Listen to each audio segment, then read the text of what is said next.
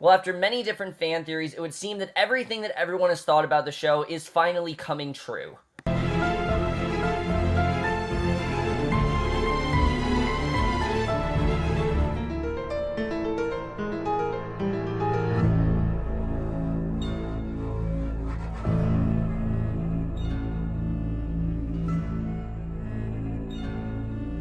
Hey guys, time for Westworld, Season 1, Episode 9, The Well-Tempered Clavier, and holy shit, one episode. I mean, this episode was something, really. I mean, I know last week I said, don't do fan theories, and that, oh, there's no way this is true. No, after this episode, I believe pretty much every fan theory there is, because, wow, I mean, I'm pretty sure they were all confirmed this episode, really. There was so much that was explored in this episode, and I heard that next week we actually are going to find out pretty much everything, and I'll get into that at the end of this review, but let's just get into this episode because damn is there a lot to talk about. I mean, so many great scenes in this episode.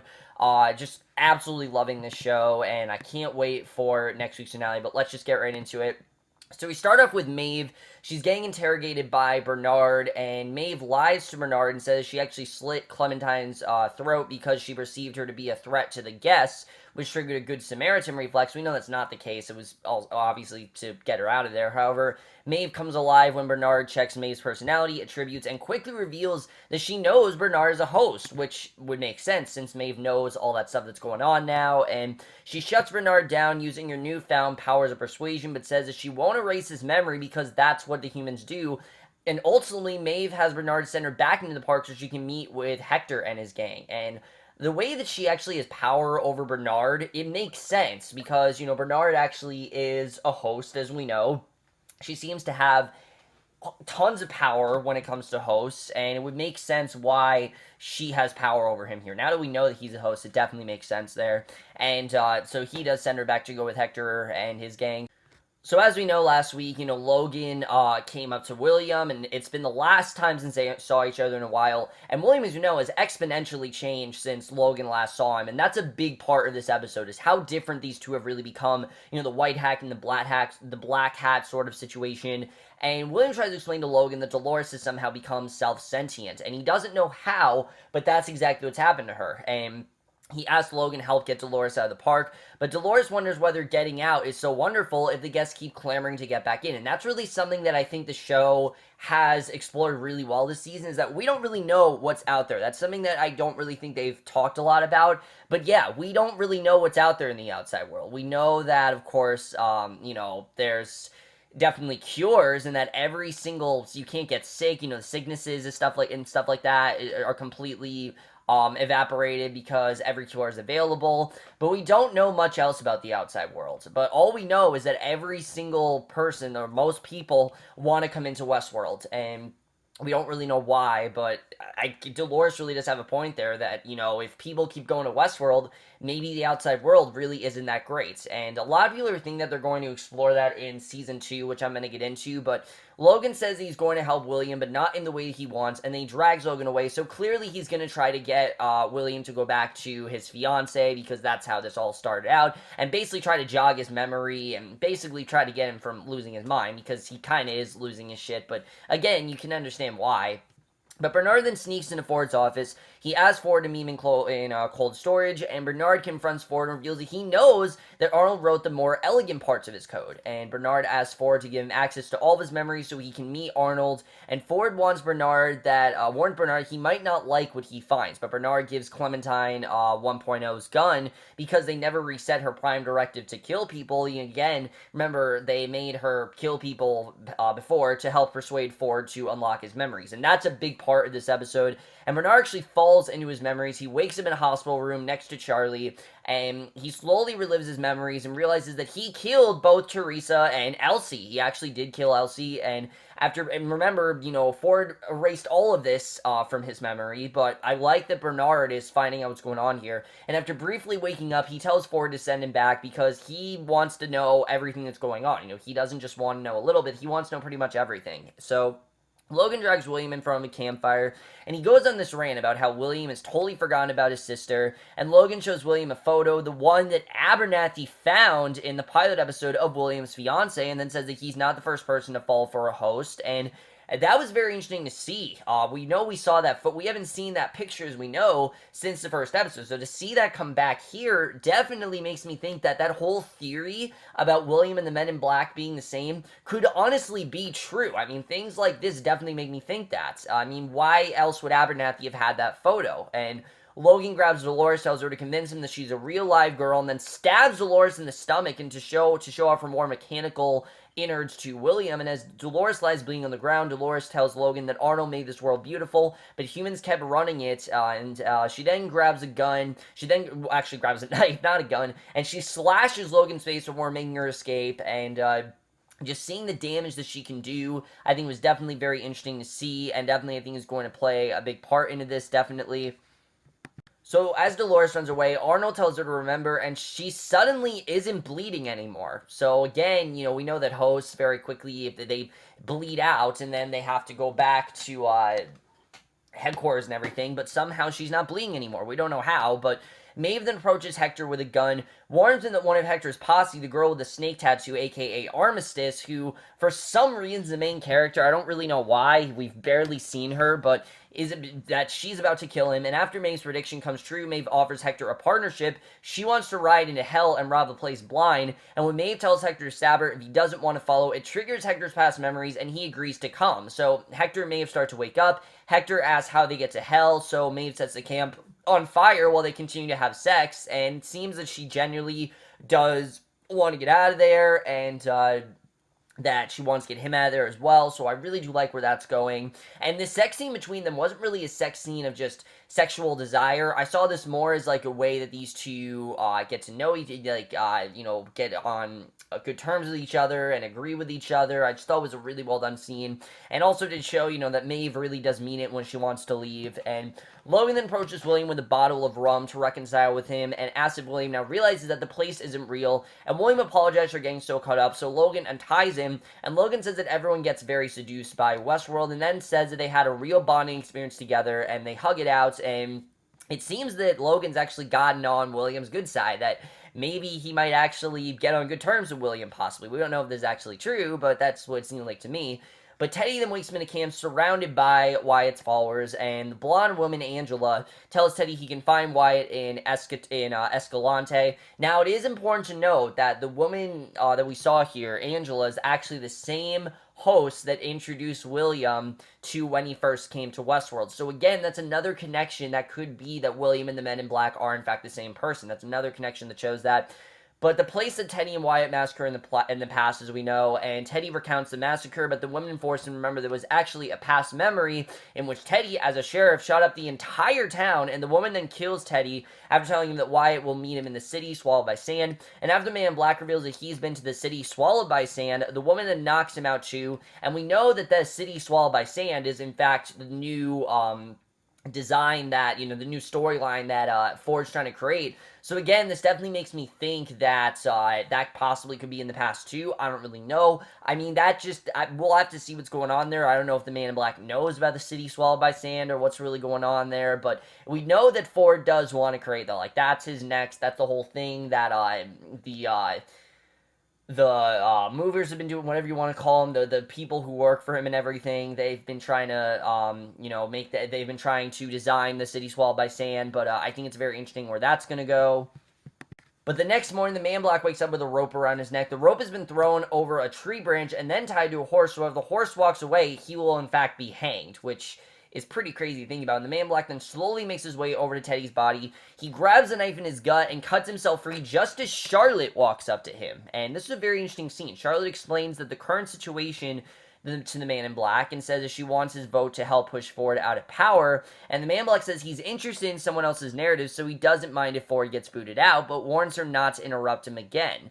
So it seems that the Man in Black understands what Ford is doing, but at the same time, he's kind of tired of the same old stuff from Ford, because remember, the Man in Black's been there for 30 years. Like, he's gone to this place for 30 years. He's gotten used to it all. He's there to see the end of the park. And he warns her not to interrupt him again. So I think that's very interesting, what's going to happen with that, and especially when he talks about the fact that, you know, he doesn't mind if Ford gets booted out. I think it definitely is very interesting. We know these two have some sort of a connection. We just don't really know what it's about yet, and I think it's interesting. So Stubbs then gets alerted that they found Elsie's tablet in a remote part of the park. Remember last week he found out that Elsie has disappeared, and he kind of is under suspicion that Bernard might have killed her, but he heads into the park to look, but he quickly gets confronted by the Ghost Nation, and Stubbs tries to shut them down, but he's instead tackled to the ground by one of the Indians, and unfortunately, he wasn't able to get away. So next morning, Logan wakes up. He discovers the entire camp has been massacred except for William. It turns out that William actually killed them all. And again, this is very much making me think that he could end up being the Man in Black, because we know how merciless the Man in Black is when it comes to killing. Like, he will just kill anyone. Anyone that gets in his way, he'll kill. Anyone that tries to, you know, that irritates him, he'll kill. Even if they don't agree with him, he'll just kill them. So now it kind of is making sense why William could be the Man in Black. William kind of is becoming a cold-blooded killer, and he now understands how the game is played. I mean, Logan didn't just kill everyone. I mean, remember in episode 2 when Logan was killing people one by one? William has kind of become that, and William wants Logan's help to track Dolores down, warns him not to call him Billy ever again, and I like the way he's telling Logan, look, you're either gonna join me, or I'm gonna end up killing you. And honestly, I could see this ending up with William ending up killing Logan. I could really see this season ending that way. Just the way this is going, and especially when we get back to the Man in Black, I recall that scene with him and Lawrence in episode 5, I believe, when he killed Lawrence just because he wasn't good for him anymore, and I feel like that same thing is about to play out with William and Logan. I feel like William is going to kill Logan. That's just what I'm thinking. I don't know if that actually is true, but I just have this feeling that he probably is going to kill Logan. That just seems that's the direction that we're headed with this, but we'll have to see.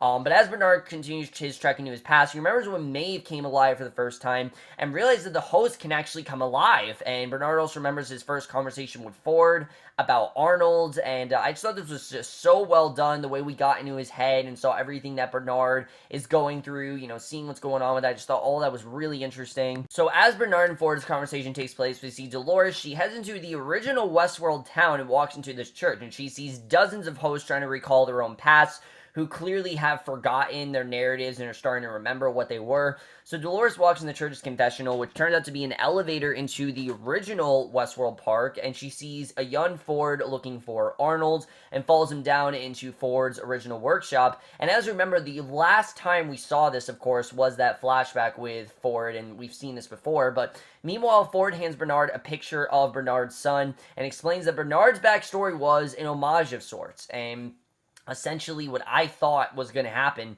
happens here, that basically Ford then sends Bernard all the way to his first memory, the memory of Bernard's son's death. And after a brief conversation, Bernard's son tells Bernard to open his eyes, which reveals his true first memory, which is waking up next to Ford, we see. So basically, Bernard's story was nothing more than just an ill-conceived story made by Ford. Just like how he's given each of these hosts their own backstory, Bernard never really had a son. He just had that imported into his brain to make him think that his life was actually real and that he was in fact human. And they did such a great job of the reveal too, like seeing his son, and then his son sounds like Ford, and then his wife sounds like Ford. Like, I just thought all of that was really well handled the way it was done. And then finally we see the truth finally comes out when it turns out that he wakes up and Ford goes to him and tells him, okay, we can't call you Arnold, so we're gonna call you Bernard. And it turns out that Ford actually designed Bernard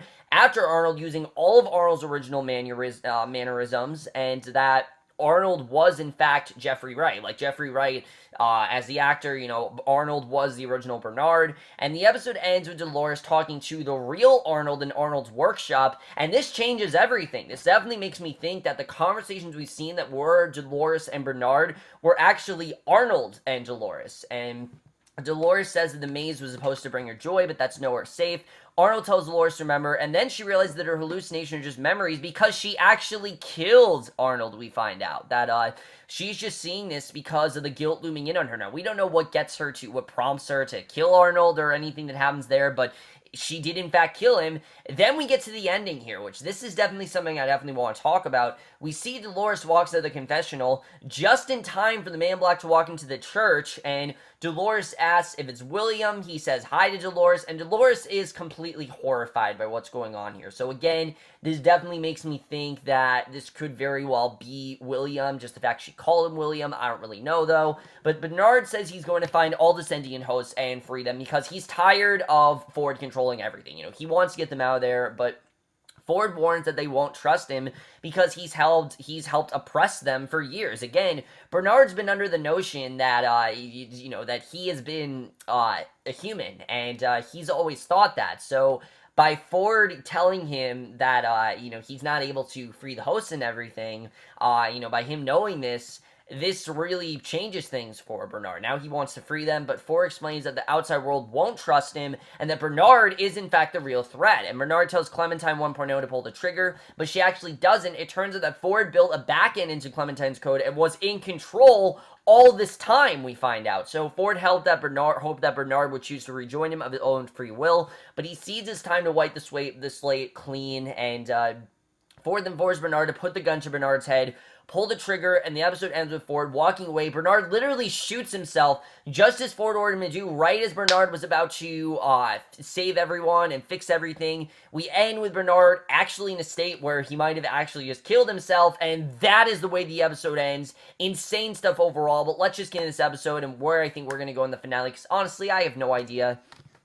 So, wow, what a shocking episode that, yes, fans predicted, but I think was just a really well done reveal. And like I said, I'm not the hugest fan of fan theories because I feel like they debunked the show, and anything that could have been shocking isn't nearly as shocking. But this genuinely was shocking. I didn't really think that this was actually going to play out. I didn't think that Bernard was actually going to be designed after Arnold, and hearing everything that Ford did, the fact that he called him Arnold, the fact he called him Bernard, and when people have said this, when you rearrange, Arnold's and Bernard's name, it turns into Bernard, which is really cool the way that was done. The way that Ford just did that so quickly just shows how genius Ford really is, and Bernard's not gone. I don't think that Bernard's going to be gone. Bernard has always been one of our central characters. I doubt that he actually just died. I think that he is in fact going to be reincarnated or something like that. I don't know if that's actually going to happen, but I feel like that's going to happen. I mean, if any host dies, as we know, they come back to life. But if they shoot themselves in the head, that's a completely different scenario. So I don't really know what's going to happen there. That's going to be very interesting to see what ends up going down with that. But like I said, this really changes everything. I mean, any time that we thought that we saw Bernard, we could have just been seeing Arnold. So now I don't really know. When was it Arnold and when was it Bernard? We don't really know what's going on there. My other big question is, was there actually a Charlie? Did Arnold possibly have a son that died and Ford just put that into Bernard's head? I mean, that's the part that I'm a bit confused about. I don't know if that actually happened, but that's kind of what I thought, but we'll have to see what's going to happen there, because I honestly don't know. But just knowing that Bernard was in fact Arnold, and that's a conversation to be seen with Dolores had in fact been Arnold. What prompted Dolores to kill Arnold? I don't really know.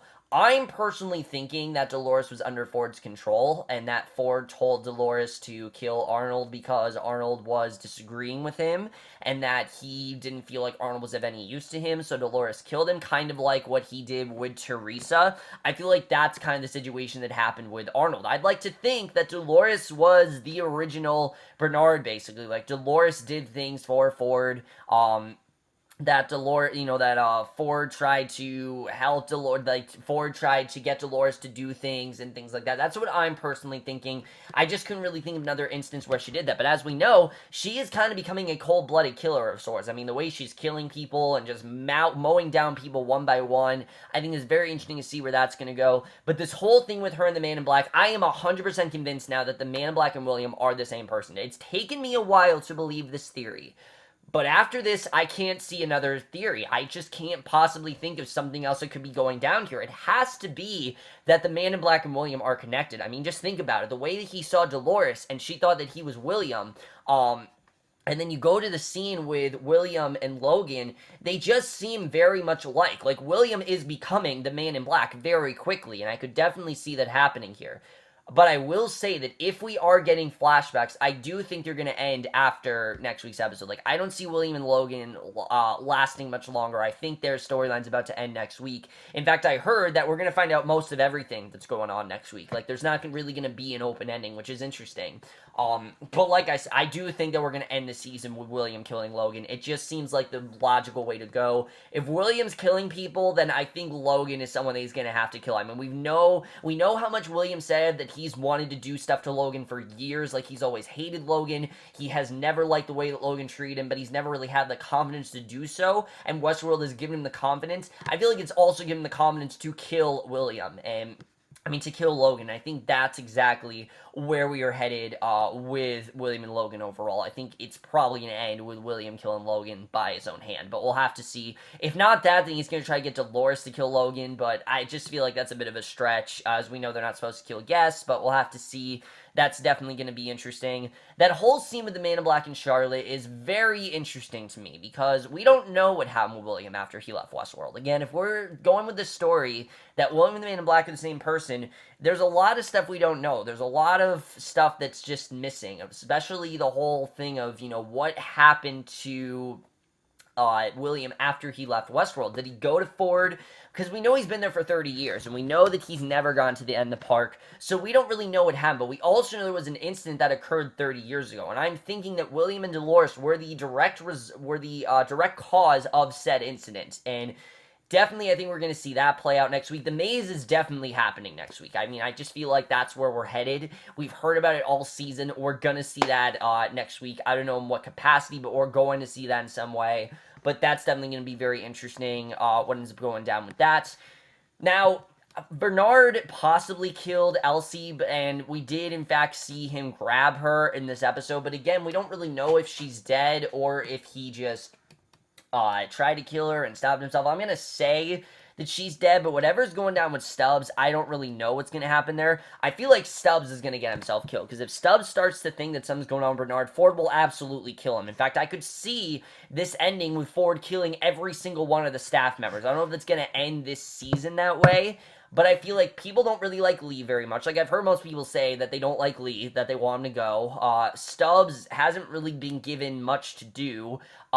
Stubbs really isn't of use to Ford right now, even though he's very serious about what he does. He's starting to realize what's going on with Elsie. Then probably he's going to start pointing the finger towards Ford. Charlotte wants to completely get rid of Ford, so that she's definitely going to go. I could definitely see this ending up with all the staff being killed. I mean, think about it. Teresa's gone, Elsie's gone. We only have Stubbs, Lee, and Charlotte as the only humans left, and we don't even know if they're humans. I mean, I want to say they're humans, but we don't even know if that's true, which is definitely very interesting if they're not, because I don't really know what's going to happen there, but I want to say that they're humans, but again, I don't really know. I mean, the show is just so big that I just don't really know if that's actually true or not, but we'll have to see. Maeve, as we know, wants to get out of there, and I want to say that Maeve is going to be victorious with that. Like, she is going to be able to get out of there, but I feel like there's a very harsh reality waiting for her. And what I mean by that, like I said, is that I feel that whatever is outside of Westworld is a disaster. Like, it's either, like, in ruins or it's demolished. Just something about the outside of Westworld seems to be a very scary thought. And I don't really know exactly what is in the rest of Westworld, but just something about it seems that the rest of Westworld is completely in ruins or demolished, and I feel like we're going to spend a lot of season 2 there. Like, we're going to see definitely what went down in Westworld and the, what's outside of Westworld and everything, because people keep going back to Westworld for a certain reason. I've heard people even go as far as to say maybe they don't have horses in Westworld anymore. Maybe they don't even have humans in Westworld anymore. Maybe Westworld's the only place that populates humans. We don't really know. But either way, guys, let me know what you think of this episode. Loved your thoughts on it. There's so much to talk about in this episode. There's so many great fan theories. Honestly, keep the fan theories going, because I really do love them. I think it's definitely is adding to the mystery of the show. Are they debunking the show? No. I think Bernard's reveal was very well done, and I think just knowing that he and Arnold are the same person, that was also very well done. And I feel like we're about to get the reveal of the Man, Black, and William are the same person. I feel like that very much is what's going down. I definitely think that 2-3 timeline theory is very much true, especially now knowing that Arnold is the same as Bernard.